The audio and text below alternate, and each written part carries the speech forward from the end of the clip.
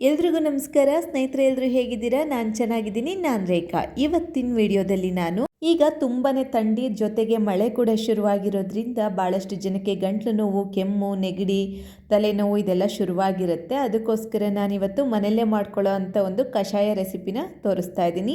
ಈ ಕಷಾಯ ಮಾಡಲಿಕ್ಕೆ 2 ಟೇಬಲ್ ಸ್ಪೂನ್ ಆಗೋಷ್ಟು ಧನಿಯಾಕಾಳು, 1 ಟೇಬಲ್ ಸ್ಪೂನ್ ಆಗೋಷ್ಟು ಜೀರಿಗೆ, ಇಷ್ಟನ್ನು ಚೆನ್ನಾಗಿ ಹುರ್ಕೊಂಡು ನಾವು ಎತ್ತಿಟ್ಕೋಬೇಕು. 1/4 ಚಮಚ ಮೆಂತ್ಯ ಕಾಳು, ಒಂದು ಅರ್ಧ ಚಮಚ ಕಾಳು ಮೆಣಸು, 2 ಲವಂಗ ಇಷ್ಟನ್ನು ಹುರ್ಕೊಂಡು ನೋಡಿ, ಇಷ್ಟು ಪದಾರ್ಥನ ಹುರ್ಕೊಂಡು ಮಿಕ್ಸಿ ಜಾರಲ್ಲಿ ನುಣ್ಣಗೆ ಪುಡಿ ಮಾಡ್ಕೋಬೇಕಾಗುತ್ತೆ. ನೋಡಿ, ಈ ರೀತಿ ಪುಡಿಯಾದಂಥ ಪುಡಿನ ಬಳಸ್ಕೊಂಡು ಈಗ ಕಷಾಯ ಮಾಡಿ ತೋರಿಸ್ತೀನಿ.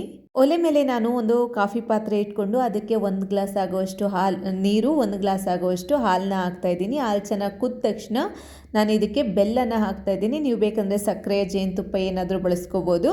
ಇಷ್ಟನ್ನು ಹಾಕಿ ಕುದಿಸ್ಕೊಂಡ ನಂತರ ನಾವು ಮಾಡಿಟ್ಕೊಂಡಿರೋಂಥ 1 ಚಮಚ ಪುಡಿ ಹಾಕಿ ಇದನ್ನು ಶೋಧಿಸ್ಕೊಂಡು ನಾನು ಸರ್ವ್ ಮಾಡ್ತಾಯಿದ್ದೀನಿ. ಆಲ್ರೆಡಿ ಇದ್ರ ಪೂರ್ತಿ ವಿಡಿಯೋ ಅಪ್ಲೋಡ್ ಆಗಿದೆ, ಒಂದು ಸಲ ಚೆಕ್ಔಟ್ ಮಾಡಿ. Thank you so much.